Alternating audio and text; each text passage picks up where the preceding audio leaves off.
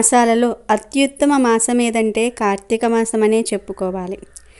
మాసానాం మార్గశీర్షోహం అని భగవద్గీతలో సాక్షాత్తు శ్రీకృష్ణ భగవానుడు చెప్పినప్పటికీ దేవాలయాల్లో కానీ గృహాల్లో కానీ భక్తిభావం వెల్లివిరిసేది కార్తీక మాసంలోనే అని అనటంలో సందేహం లేదు.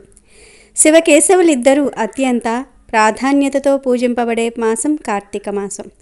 పౌర్ణమి రోజున చంద్రుడు ఏ నక్షత్రానికి దగ్గరగా ఉంటాడో ఆ నక్షత్రం పేరుతో తెలుగు మాసం పిలువబడుతుంది. చంద్రుడు పౌర్ణమి రోజున కృతికా నక్షత్రానికి దగ్గరగా ఉంటాడు కాబట్టి ఈ మాసానికి కార్తీక మాసమని పేరు వచ్చింది. కార్తీక మాసంలో కృతికా నక్షత్రాలు సూర్యోదయానికి ముందు అంటే తెల్లవారుజామున తూర్పు దిక్కున కనిపిస్తాయి. కార్తీక మాసమంతా పండుగలే. బలిపాడ్యమి, భగినీహస్త భోజనము, నాగుల చవితి, ఉద్దాన ఏకాదశి, క్షీరాబ్ది ద్వాదశి, కార్తీక పౌర్ణమి మరియు కార్తీక సోమవారాలు, ఇలా కార్తీక మాసంలో అన్ని పండుగ దినములే. ఈ కార్తీక మాసం రాగానే ఆడవారు ప్రతిరోజు దీపారాధన చేస్తారు. అలా దీపారాధన చేసే క్రమంలో ఆడవారు ప్రతిరోజు తలస్నానం చేస్తారు. అంతేకాదు చాలామందికి కార్తీక మాసంలో ప్రతిరోజు దీపం పెట్టాలంటే ప్రతిరోజు తలస్నానం చేయాలా అనే డౌట్ వస్తుంది. కార్తీక స్నానం ఎలా చేయాలి, ఏ సమయంలో చేయాలి అని రకరకాల సందేహాలు వస్తూ ఉంటాయి. ఆ సందేహాలన్నిటికీ సమాధానాన్ని ఈరోజు మనం ఈ వీడియోలో తెలుసుకుందాము. ఫ్రెండ్స్, ఫస్ట్ అయితే కామెంట్ బాక్స్లో హర హర మహాదేవ శంభో శంకర అని కామెంట్ చేయండి. అలాగే ఈ వీడియోకి ఒక లైక్ కొట్టి మాకు సపోర్ట్ చేయండి. అయితే ఈ కార్తీక మాసం వస్తేనే ఎంతోమంది స్త్రీలలో ఒక పెద్ద సందేహం మొదలవుతుంది. ముఖ్యంగా కార్తీక మాసంలో ప్రతిరోజు దీపం పెట్టాలంటే తప్పనిసరిగా తలస్నానం చేయాలా? రోజు తలంటు స్నానం చేస్తేనే దీపం వెలిగించవచ్చా? లేకపోతే దీపం పెట్టకూడదా? ఒకవేళ చేయలేకపోతే మాకు దోషం చుట్టుకుంటుందా? మా పూజకు ఫలితం దక్కదా అని ఎంతోమంది ఆడపడుచులు మదనపడుతూ ఉంటారు. చలికాలం కావటం, ఆరోగ్య సమస్యలు, సమయాభావం, ఇంట్లో ఉండే ఇతర పనులు వంటి ఎన్నో కారణాల వల్ల కార్తీక మాసంలో ప్రతిరోజు తలస్నానం చేయటం చాలామందికి కష్టంగా ఉంటుంది. ఈ ఒక్క కారణంతోనే అయ్యో మేము ఈరోజు తలస్నానం చేయలేదు కదా, ఆ దీపం పెట్టడానికి అర్హులం కాదు అని బాధపడుతూ ఆ రోజు దీపారాధనకు దూరంగా ఉంటున్నారు. ఇది చాలా పెద్ద పొరపాటు. ఒక విషయాన్ని అందరూ గుర్తుంచుకోవాలి. మన హిందూ ధర్మం, మన శాస్త్రాలు ఎప్పుడూ మనిషిని ఇబ్బంది పెట్టాలని చెప్పవు. అవి మన జీవితాన్ని సులభతరం చేయడానికి, మనల్ని ఆధ్యాత్మిక మార్గంలో నడిపించడానికి ఏర్పడ్డాయి. ఏ శాస్త్రంలోనూ ఏ పురాణంలోనూ కార్తీక మాసంలో స్త్రీలు ప్రతిరోజు ఖచ్చితంగా తలస్నానం చేసి తీరాలి, లేకపోతే దీపం వెలిగించకూడదు అని ఎక్కడా చెప్పలేదు. ఇది కేవలం మనకు మనంగా సృష్టించుకున్న ఒక నియమం, ఒక అపోహ మాత్రమే. ఒక స్త్రీకి, ముఖ్యంగా ముత్తైదువుకు అత్యంత పవిత్రమైన స్థానం తన పాపిట. ఆ పాపిటలోనే శ్రీ మహాలక్ష్మి, గంగాదేవి కొలువై ఉంటారని శాస్త్రాలు చెప్తూ ఉన్నాయి. అందుకే పెళ్ళైన స్త్రీలు పాపిటలో కుంకుమను ధరిస్తారు. అది కేవలం అలంకారం కాదు, అది సౌభాగ్యానికి చిహ్నం, ఐశ్వర్యానికి సంకేతం. ఈ పాపిటలో కుంకుమ బొట్టు పెట్టుకుంటే చాలు స్త్రీలకు తలస్నానం చేసిన ఫలితం వచ్చేస్తుంది. కనుక స్త్రీలు కార్తీక మాసంలో ప్రతిరోజు తలస్నానం చేయాల్సిన అవసరం లేదు. ఇక ఇప్పుడు కార్తీక మాసంలో స్నానం ఎలా చేయాలి, ఏ సమయంలో చేయాలి, నెల రోజులు స్నానం చేయలేని వారు ఏం చేయాలి అనే విషయాలను తెలుసుకుందాము. కార్తీక మాసం అంటేనే మన అందరికీ గుర్తుకు వచ్చేది స్నానం.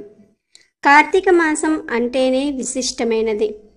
కార్తీక మాసానికి మించిన మాసం, వేదాన్ని మించిన శాస్త్రం కానీ, ఆరోగ్యాన్ని మించిన ఉత్సాహం కానీ, పరమేశ్వరుడిని మించిన దైవం కానీ లేరు అని మన పురాణాలు చెప్తూ ఉన్నాయి. కార్తీక మాసంలో ప్రధానంగా చేయవలసినది స్నానం. అదేంటి, మనం ప్రతిరోజు స్నానం చేస్తాం కదా అంటే, రోజు చేసే స్నానానికి కార్తీక మాసంలో చేసే స్నానానికి చాలా తేడా ఉంది. ఎవరైతే కార్తీక మాసంలో 30 రోజులు నియమంగా నదీ స్నానం చేస్తారో వారందరికీ మహావిష్ణువు యొక్క అనుగ్రహం కలుగుతుంది. ఈ కార్తీక మాసంలో స్నానం చేసే వారందరూ కూడా ఉదయం నిద్రలేచి సూర్యుడు తులారాశిలో ఉన్నప్పుడే స్నానం చేయాలి. అలాగే ఈ కార్తీక మాసంలో స్నానం చేసేవారు దిగంబరంగా అంటే వస్త్రాలు లేకుండా స్నానం చేయకూడదు. వస్త్రాలతో స్నానం చేయాలి. ఇది ముఖ్యంగా గుర్తుపెట్టుకోవలసిన విషయం. అలాగే స్నానం చేసే సమయంలో శివశివ అనుకుంటూ లేదా హరినామ స్మరణతో మాత్రమే స్నానం చేయాలి. స్నానం చేసే ముందు నీటిలో గంగాదేవి ఉన్నది అని తలుచుకొని భావించి నీటిని తాకి స్నానం చేయాలి. ఈ కార్తీక మాసంలో స్నానం చేసేటప్పుడు సంకల్పం చెప్పుకొని స్నానం చేయాలి. నేను ఈ కార్తీక మాసంలో స్నానం చేస్తున్నాను. ఆ పరమేశ్వరుడు లేదా ఆ పార్వతీదేవి లేదా ఆ విష్ణుమూర్తి లేదా మీకు ఏ దైవమైతే ఇష్టమో ఆ దైవాన్ని తలుచుకొని నన్ను అనుగ్రహించుగాక అని సంకల్పం చెప్పుకొని కార్తీక స్నానం చేయాలి. కార్తీక మాసంలో స్నానం చేయడానికి మనకు ఉపయోగపడేవి నదులు, చెరువులు, కాలువలు, బావులు. ఇవి ఏమీ లేవు అనుకుంటే బకెట్లో ఉండే నీటితో స్నానం చేయాలి. ఈ కార్తీక మాసంలో వెన్నెల ఎక్కువగా ఉంటుంది. ఇలా వెన్నెలలో ఉన్నటువంటి నీటితో స్నానం చేస్తే చాలా మంచిది.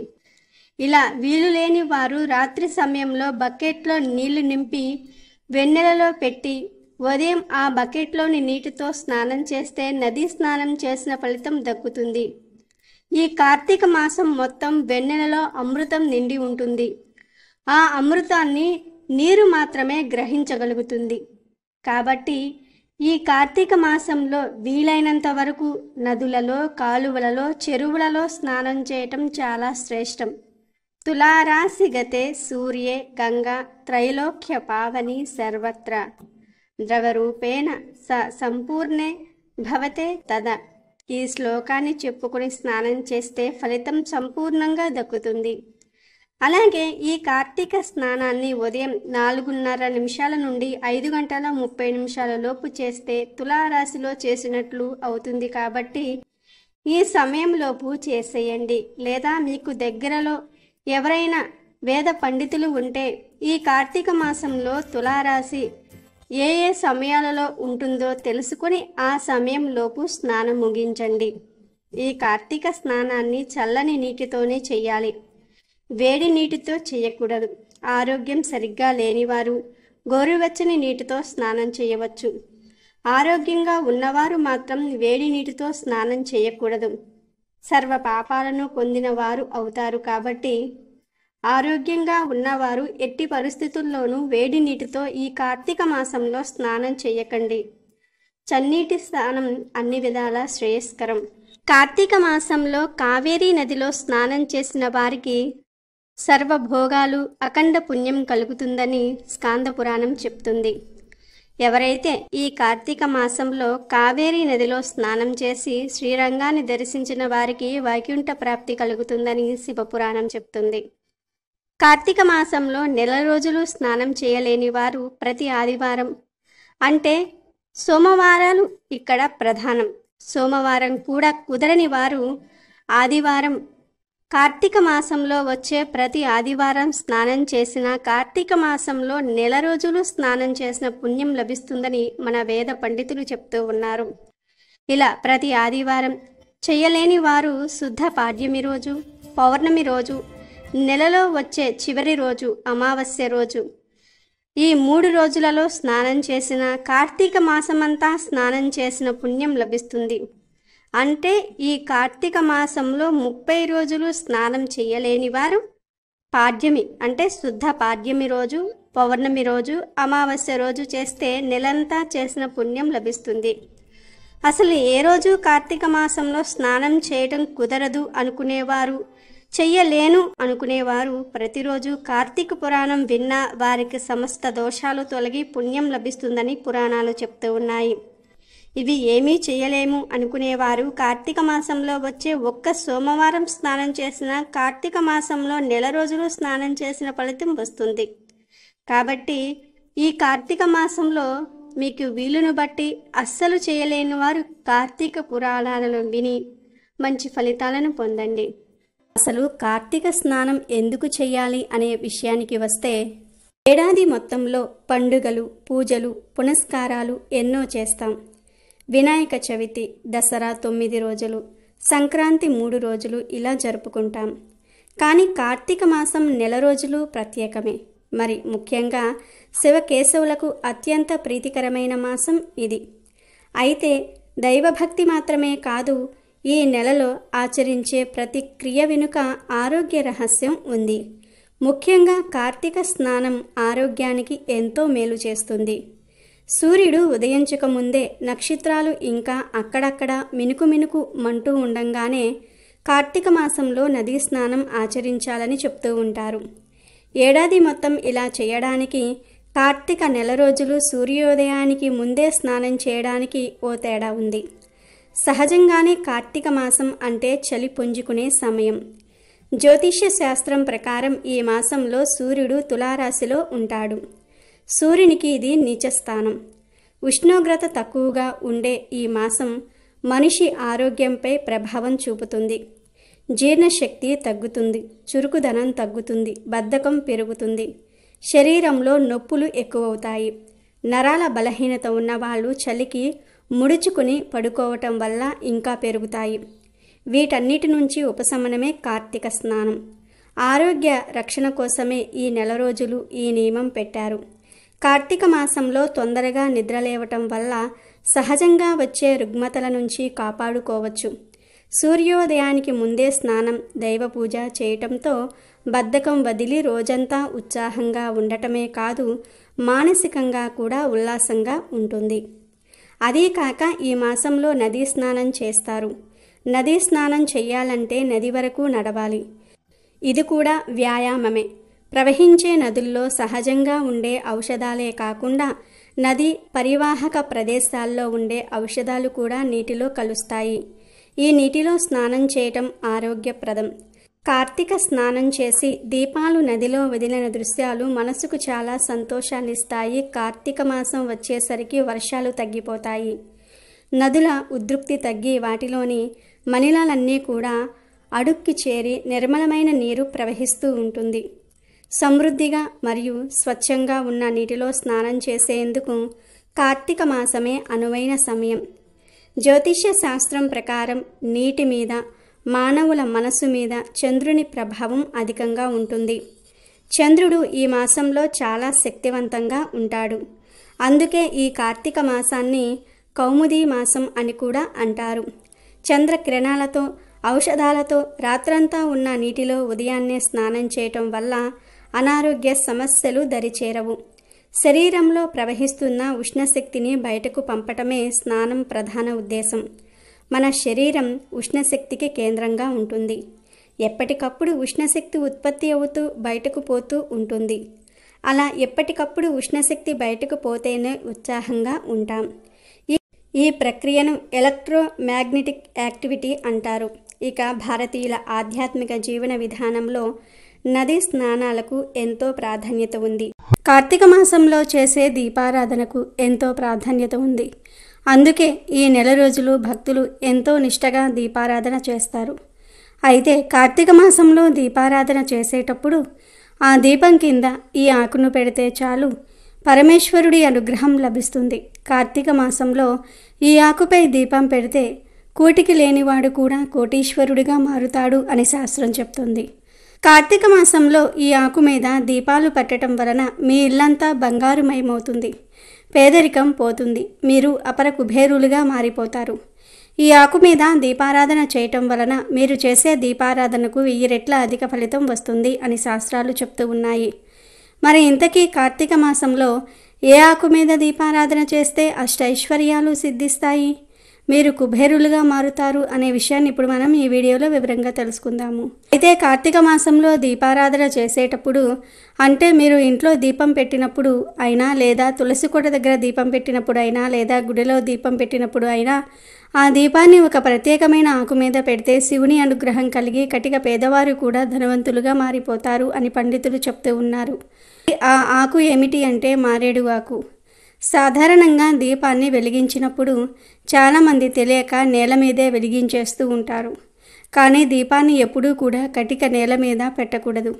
ఏదైనా ఒక ఆకు మీద పెడితే మంచి ఫలితం ఉంటుంది.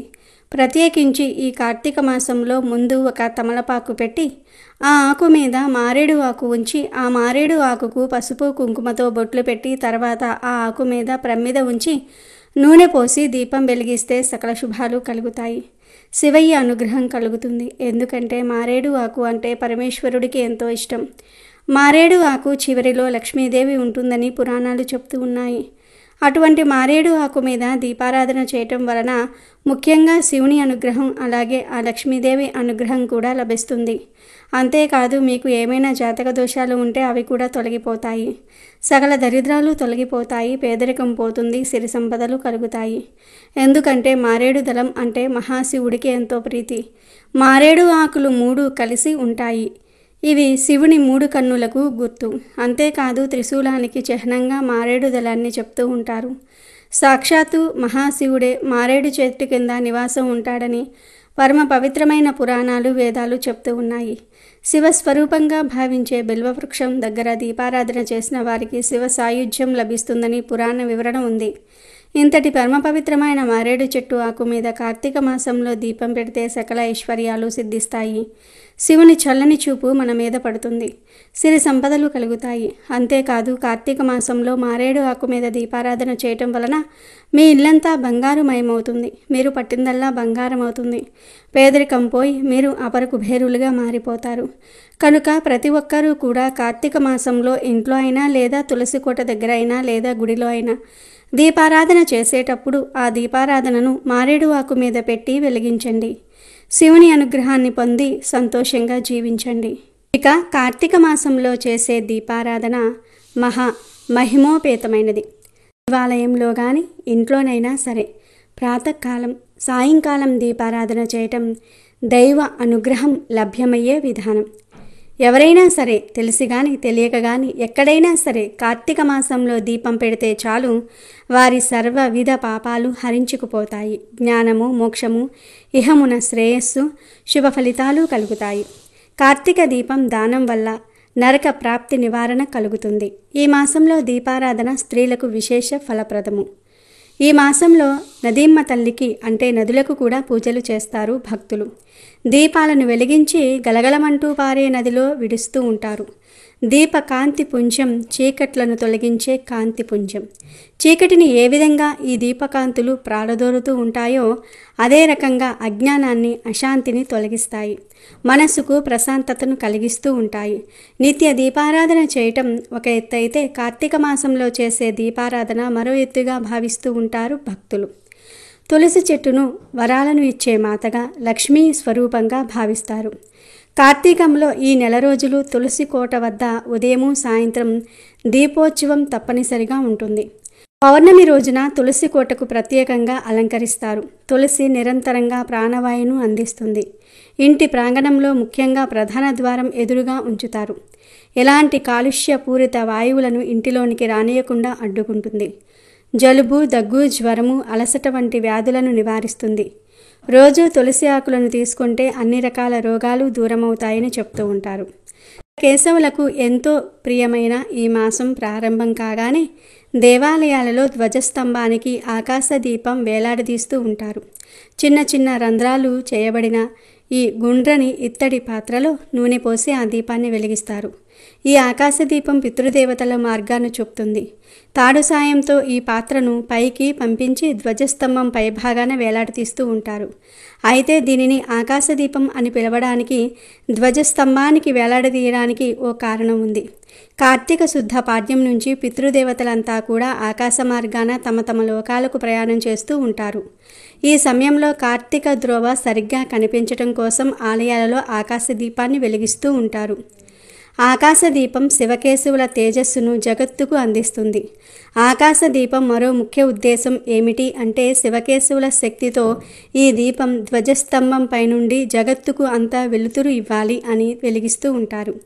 దీపాన్ని వెలిగిస్తూ దామోదరం ఆవాహయామి అని, త్రయంబకం ఆవాహయామి అని శివకేశవులను ఆహ్వానిస్తూ వెలిగిస్తారు. ఒక్కో చోట 2 దీపాలు శివకేశవుల పేరుతో వెలిగిస్తారు. లేదా ఒక దీపం పెట్టి శివకేశవుల్లో ఎవరో ఒకరిని దీపంలోనికి ఆహ్వానించాలి. ఇలా శివకేశవుల తేజస్సుతో ఈ దీపం జగత్తుకు వెలుగునందిస్తుంది. అంటే సమాజంలో అజ్ఞానపు చీకట్లు తొలగిపోతాయి. కాంతి వలె మనలో ఆధ్యాత్మిక జ్యోతి ప్రజ్వలనం అవుతుంది అని అర్థం. దీపానికి ఎంతో ప్రాధాన్యత ఉన్న కార్తీక మాసం ప్రారంభం కూడా ఆకాశ దీపంతోనే జరుగుతుంది. ఆకాశ దీపం వెలిగించిన, దీపంలో నూనె పోసిన, ఈ దీపాన్ని దర్శించుకుని నమస్కరించుకున్న పుణ్యప్రాప్తి కలుగుతుంది. మనలోని అజ్ఞాన అవివేకాలు తొలగిపోతాయి. అంతేకాకుండా పితృదేవతలు కూడా సంతుష్టులవుతారు. దేవాలయాలలోనే కాకుండా ప్రతి ఇంట్లో కూడా ఆకాశదీపం వెలిగించవచ్చు.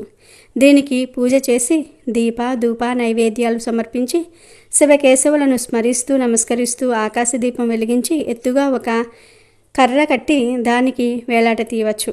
కార్తీక మాసంలో దీపారాధన చేయలేని వారు ఈ ఆకాశ దీపాన్ని దర్శించుకుని ఒక నమస్కారం చేసుకున్నా చాలు, మంచి ఫలితం వస్తుంది.